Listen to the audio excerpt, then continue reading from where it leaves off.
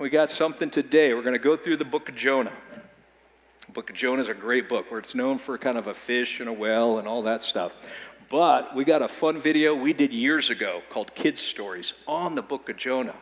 And so what we're going to do, some of you have seen it, some of you may have not seen it, and it's a great way to start this book. So turn your attention to the screen. Once there was a guy named Jonah, and he had blue shirt and a scarf. God told Jonah to go to Nineveh. But Jonah didn't want to go to Nineveh. They were bad people. They're doing bad things, like slapping everybody with fish. And slapping everybody with bigger fish, and even bigger fish. God told Jonah they went far away, but I can't stop loving them. I will give them a new start. No, they don't deserve it. I will run away. I will go somewhere far away, and God won't be able to find me. So he got a ticket to not Nineveh. And then he rowed the boat, and then a storm came. The storm was like shaking and shake the boat. And then the soldiers started throwing everything out of the boat. Jonah knew it was his fault. So he said, I'm not following God's direction, so throw me off of the boat. And he fell in the boat. They threw him off of the side of the boat.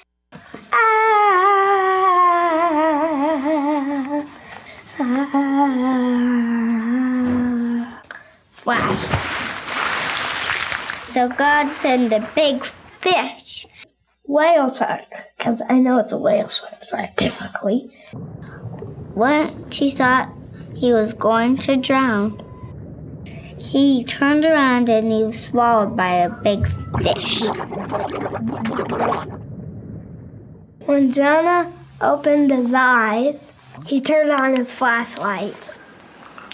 He prayed to God and said, help me, help me. I will stop running away from you, Lord.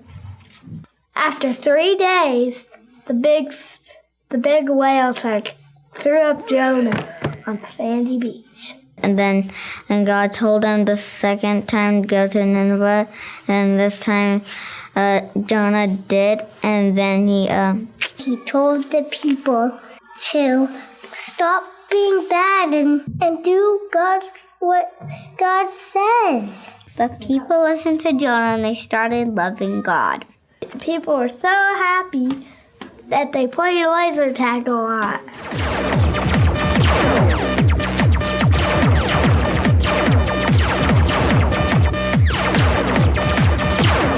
The end.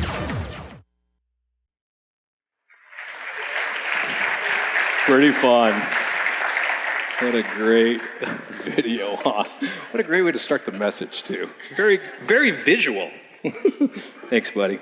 This morning, we're going to look at the Book of Jonah and kind of blast through it. And the title of it is You Can Run, But You Can't Hide. You know, the Book of Jonah is most known, of course, about this guy who's running from God, and then God sends this big fish to swallow him up, and in the process, he's there in the belly of a fish for 3 days. But I think there's so much more in this story to grasp, so much more I think that God is just continually saying to me and perhaps to you today. So we're going to talk about it and see the applications and some of the themes in it that I believe that can apply to everyone, whether you're a person who is not of faith, whether you're a person in search of faith or you're a person of faith. I think there's something here for all of us. On the surface, Jonah's pretty simple and common book. It's only got 4 chapters, 48 verses. But in reality, the story is about God's love, mercy, and grace to those who are far from him and actually those who are close to him.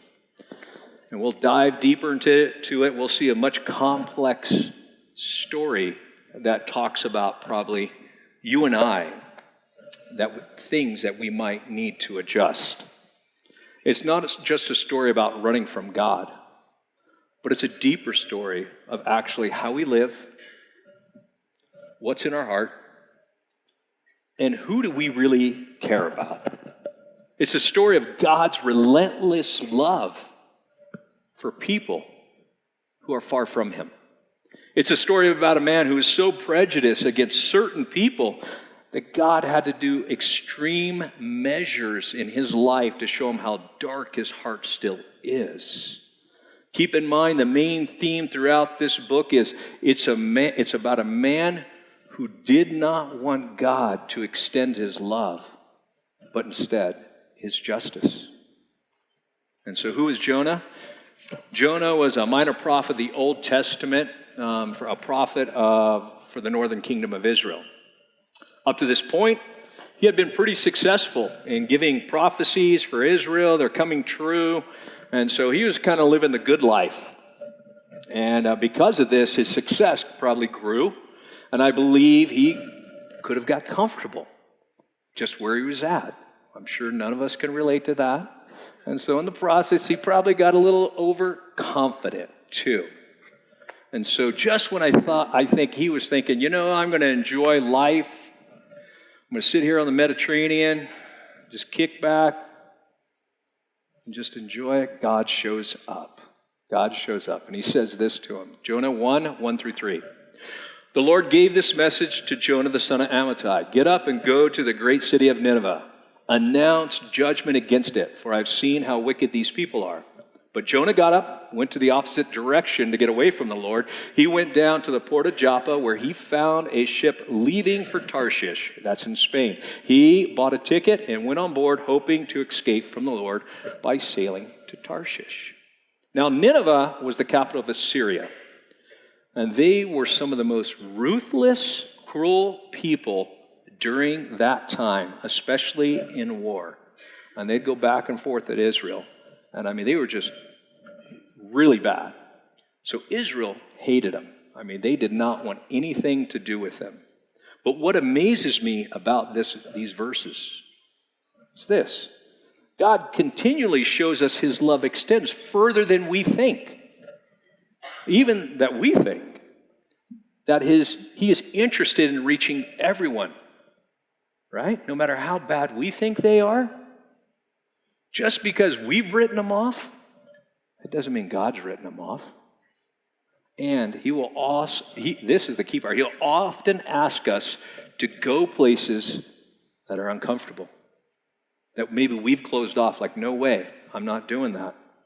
And one of the strongest points I believe in this passage is he reaches people where they are, not where we want them to be. He wants us to go to them, everyone, not to try to drag them somewhere. He reaches them where they are.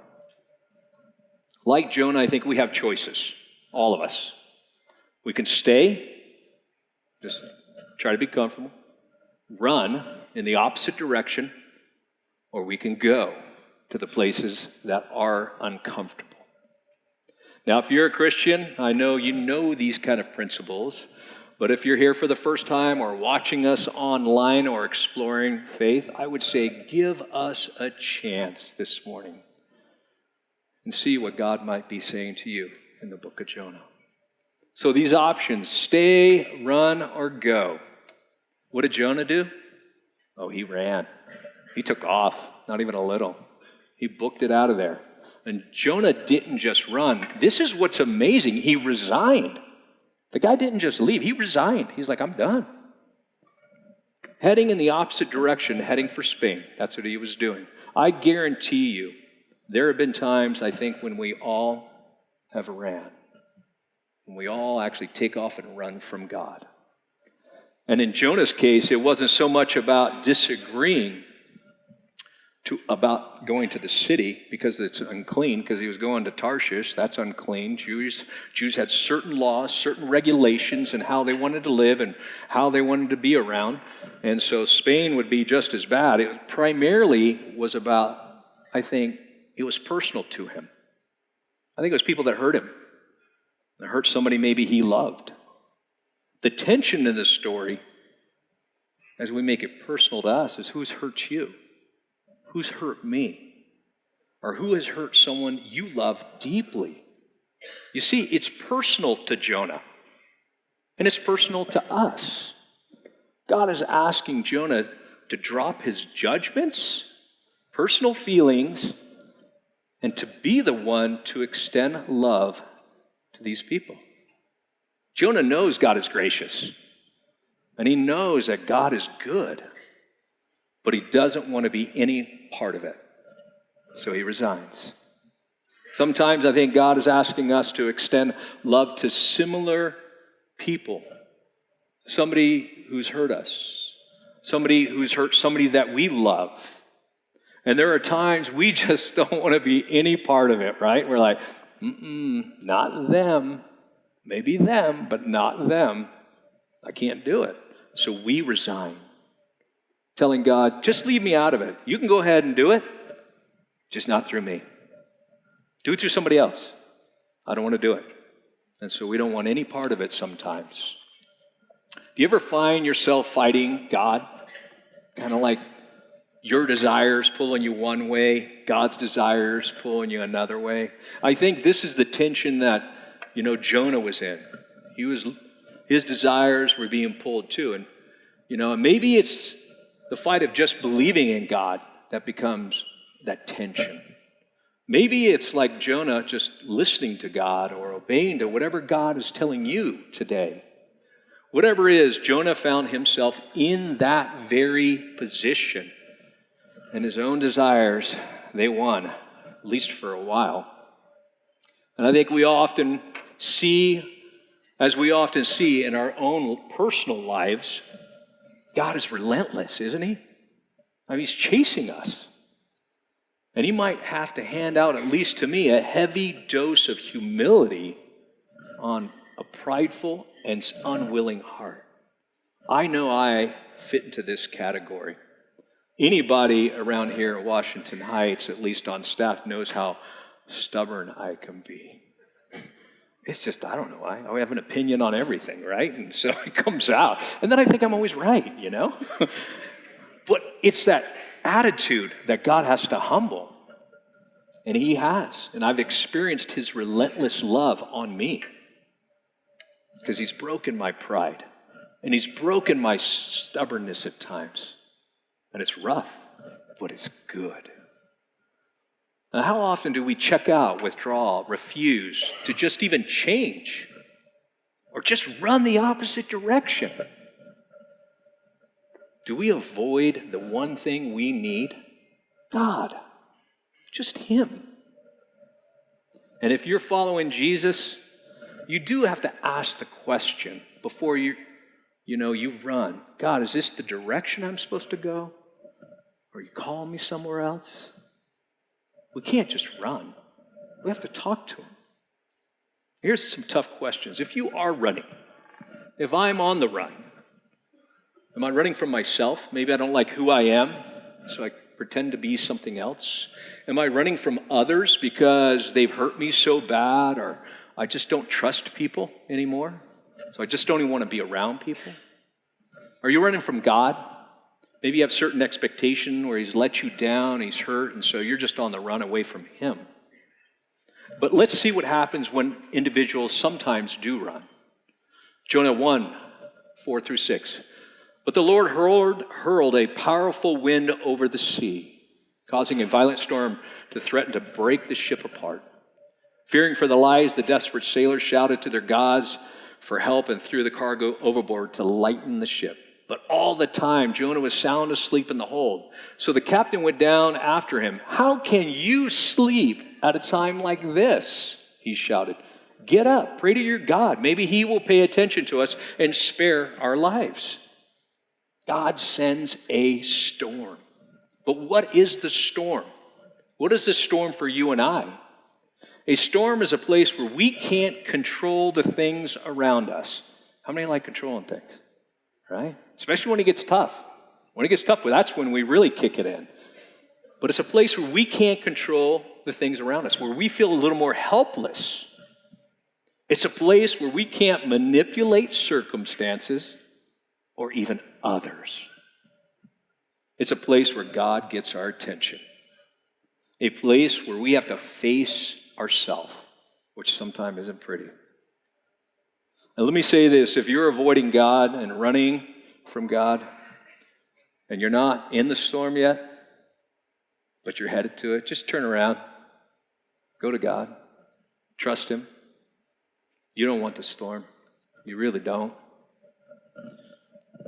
And if you're in the storm, just talk to God.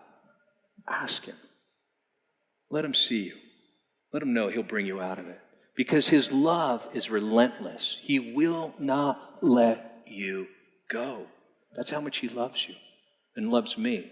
You see, when God is pursuing you, just surrender. You won't win. It only gets worse for us, right? If we're trying to run from God or go the opposite direction or do nothing. Why? Because He's not trying to control me. He's not trying to control you. That's why He gives us freedom. But His love is relentless. He's trying to change us to something beautiful. He wants to love us, give us value, direction, and purpose. He wants all of me, and He wants all of you. So head into a storm. It can get tough. And you know what's interesting is Jonah hid his identity going on to the boat. And the question is, are we hiding our identity sometimes? Why? What's going on? Then how many here have been on a cruise ship? How many have been on a cruise ship during a storm while you were sleeping? Yeah, were you sleeping? No, you're raising your hand. That means you were awake, right? Yeah, this is exactly right. You know, it's a bad storm they were in. You know, and so if you're trying to sleep, it's just not going to happen during a bad storm. There's no way. Now, you're not in a hammock, you know, which swings with the wave. So it's totally different. These are seasoned sailors. These aren't your average people who are throwing their livelihood overboard. That means they're afraid and they're trying to save their life. They were desperate. And what's Jonah doing? Oh, he's taking a nap. That's what he's doing. He's just downstairs taking a nap. He no longer cares. And he's sleeping in the middle of a storm because he has a false sense of peace. How do I know this? Well, he's running from God. And he's sleeping in the middle of a storm. That's pretty clear. Apathy, depression have kicked in. I don't care what happens next is his attitude. I just don't care. Why do I like the book of Jonah? Because it's about me at times. It's about you at times. It's not pretty, right? But I like it because it is about me. Sometimes we're just trying to fix everything and not even trust God. Sometimes we're trying to keep everything and not trust God. You know, are we praying in the wrong direction sometimes? Are you looking out instead of in? Because we need to look in. Are we avoiding God? Jonah 1:7, then the crew cast lots to see which one had offended the gods and caused a terrible storm. When they did this, the lot identified as Jonah as the culprit. Still, what amazes me, no one still knows who this guy is. And they cast lots and they finally say, it's you. His identity has been hidden to this point. Have you ever played a really good joke on someone? You know, hid your identity and they never found out? Yeah, you're Jonah like me, because I'm really good at that too. That's where we relate. Jonah is now thinking, what are the chances these lots are going to fall on me? It's like rolling dice. He's wondering and hoping that somebody else would take the fall. Somebody else will take the blame. How many times in our life something bad happens and we hope somebody else takes that blame? And then he finally comes clean because it fell on him. He's like, this is who I am, this is what I've done, and this is why it's happening. In Jonah 1, 8 and 10, it says, why has this awful storm come down on us? They demanded. Who are you? What is your line of work? What country are you from? What is your nationality? Sounds like TSA, man, every time I come into the country. Jonah said, I'm a Hebrew. I worship the Lord. I'm the God of heaven who made the seas and the land. The sailors were terrified when they heard this, for he had already told them he was running from God. Oh, why did you do it? They groaned. This is one of the moments when God finds us. He finds you, where he is still trying to get our attention, but we're not quite there. Some of us have been running from God since the day we were born. Some of us have been faced with real difficult circumstances of life and we started running. Some of us have made some bad choices in life, and that left us on a ship in the middle of a storm with people we don't even know, but they know all about us, right? And we're still running. We're still running sometimes. But the consistent thread throughout this book is you can run, but you can't hide. You see, like Jonah, God doesn't have to find you, right? He doesn't have to find you. He doesn't have to find me. He already knows where we are. He already knows where we are. So he just shows up. Jonah 1, 11 through 15. And since the storm was getting worse all the time, they asked, what should we do to stop this storm? Throw me into the sea, Jonah said, and it will become calm again. I know this terrible storm is all my fault. Instead, the sailors rowed even harder to get the ship to land. But the stormy sea was too violent for them, and they couldn't make it. They cried out to the Lord, to Jonah's God, "O Lord," they pleaded, "do not make us die for this man's sin. Don't hold us responsible for his death. O Lord, you have sent this storm upon him for your own good reasons." Then the sailors picked Jonah up, threw him into the raging sea, and the storm stopped at once. The sailors were awestruck by God's great power, and they offered him a sacrifice and vowed to serve him. Now the sailors have identified the problem and the person, Jonah. And Jonah gives them the solution. Throw him overboard. This is interesting to me, that they don't throw him overboard right away. Because you can just breeze right through it. What's really interesting is, he gave them the reason and the solution. When life actually is in this situation and on this scale, they tried to save him. He's like, this is what you got to do, got to throw him. They're like, no. So they start rowing harder. What happens next is probably one of the biggest lessons I've learned, at least from this book. The storm gets worse.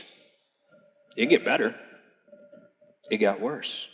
And you think that their noble cause of not wanting to toss a man into the ocean, right, would count for something or even decrease the storm. But it didn't. Not one bit. In fact, the more they tried to save him, the worse it got. So here it is. When have you or I tried to rescue someone when God's saying, throw him in? Throw him in. And then the storm got worse. That's a tough thing to do. What often happens in these situations is we try to minimize consequences sometimes for people we love. Sons, daughters, spouses, right? Those people that we deeply care about. So we try to bail them out in a sense. We prevent what really sometimes needs to happen. We need to throw them over. What is interesting is when we don't throw someone overboard, we often take the blame and we take the consequences, trying to protect them. Then the storm gets worse sometimes. If you are in a relationship with someone and you keep protecting them by paying for their consequences or bailing them out, you actually might be in the way. You might be in the way. And that's a good reason for them not to change. But God may be trying to get their attention, yet you might be in the way. And rather than you're working against God, rather than with God. And of course, this is not true for every situation. But if you're a Christian, you at least have to ask this difficult question when it comes to someone you love that you may have to throw overboard is like, am I in the way? Am I in the way, God? Do I need to throw him over? Am I trying to fix someone? Because it'll never work. That is actually between them and God. And we try to fix someone. When you try to fix them and they don't want it, you usually end up paying for their consequences instead of them. And they'll keep on letting you pay. They'll keep on letting you pay. It's tough. It's hard because you love them. But it's something you have to navigate with God. Bigger question, are you willing to throw them over? And just trust God. What I also see, what I also love about this entire story is the sailors did not throw him, Jonah, because they could have been ticked. They just threw all their supplies over and everything that they worked for over. They weren't mad. It doesn't give any indication that they were even angry with him or hated him.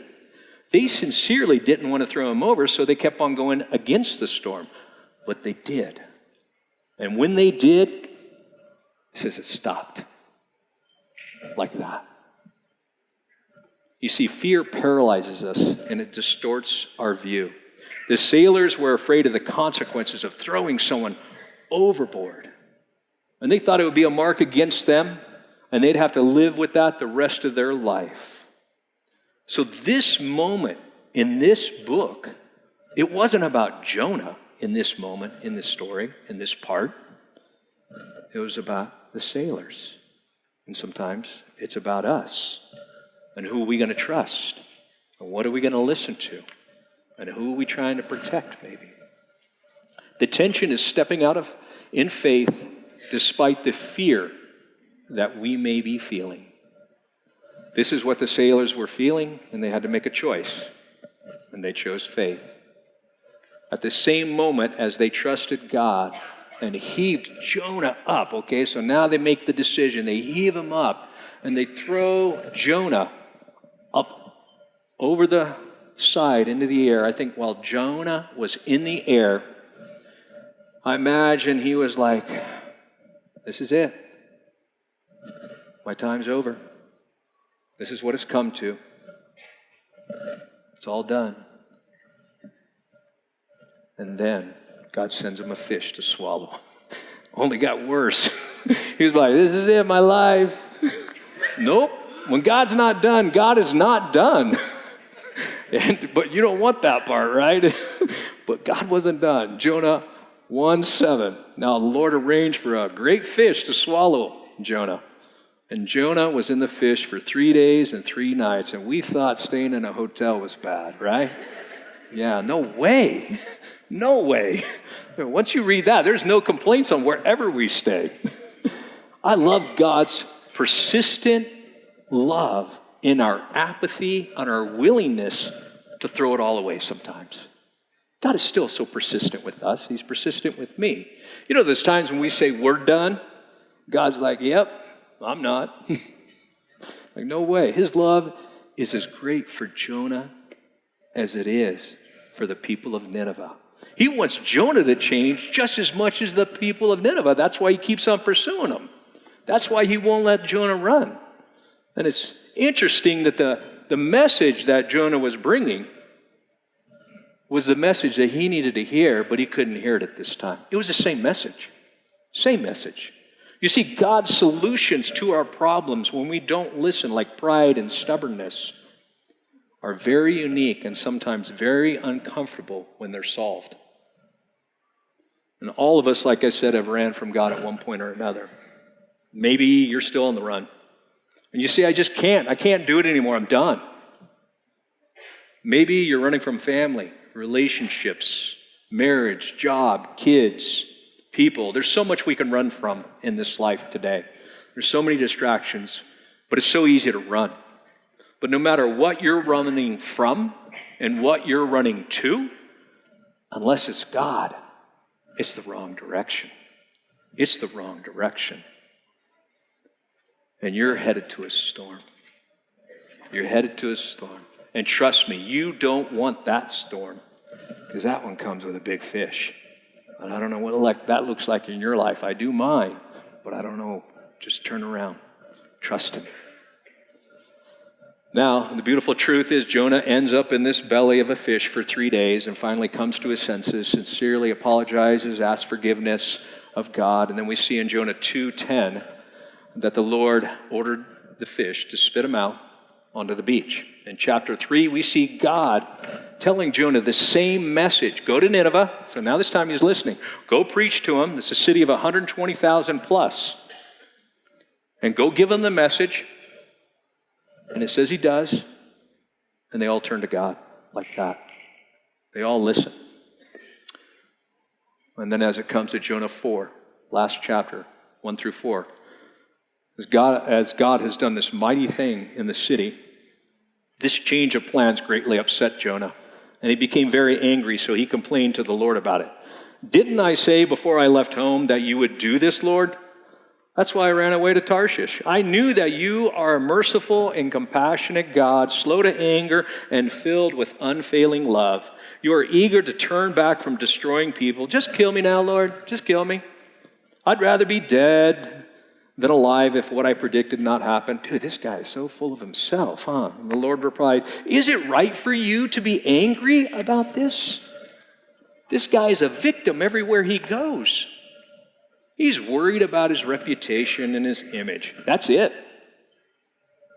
He doesn't like the people. If what I predicted will not happen, he said. But let's not be hating on Jonah too much, right? Because I think there's plenty of ways which I and maybe you can relate to him.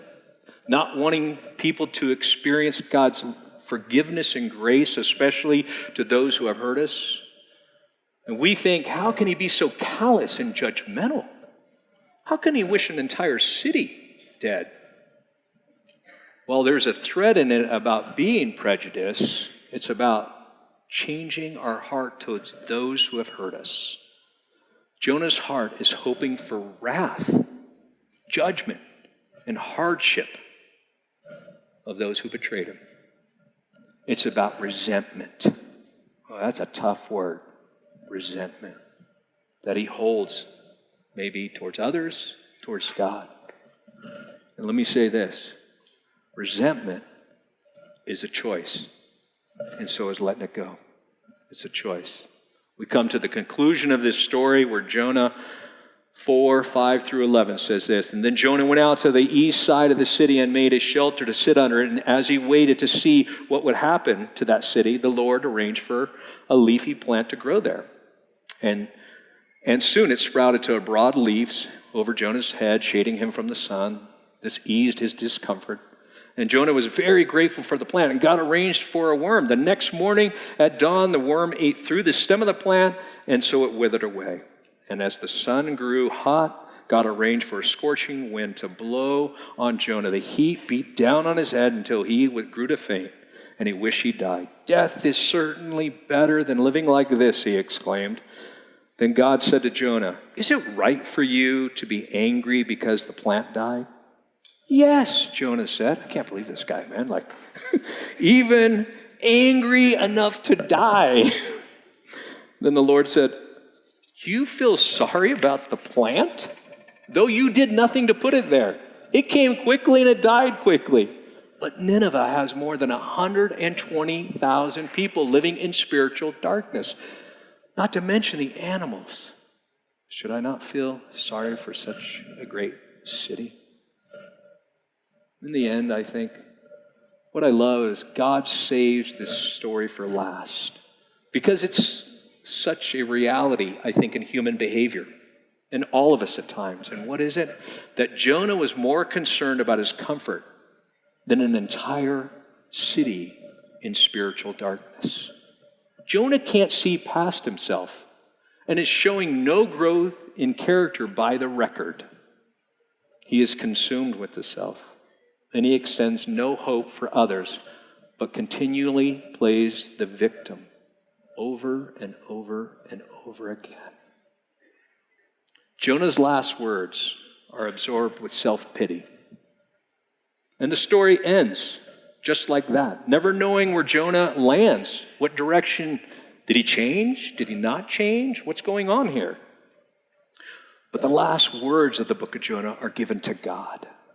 God has the last say-so. And he says, and he states his love for people, his desire for them to be in a relationship with him. And he reminds us that no one is beyond his forgiveness. It ends this way so we can find ourselves in the story. For God saying the same thing to us, the circumstances that we will face. What will you do? What will I do? Stay, run, or go? Big idea today. God's message is never for a few, but it's always for you. Take time, read the book of Jonah, 4 chapters. Dive into it. See what God's saying to you. It's a great, great book. Would you pray with me? Lord, thank you so much for all that you are, for all that you've done in our life, for just, Father, continually working in our life, even when we don't see it. Thank you for your patience with us in so many ways. Thank you for not giving up on us. Thank you for being a God of second, third, fourth chances. Thank you for shining a light in our dark hearts sometime. And thank you for giving us a new heart. So Lord, I pray you be with everyone. Take care of them. Let them have a great week until we see them again. In Jesus' name, amen.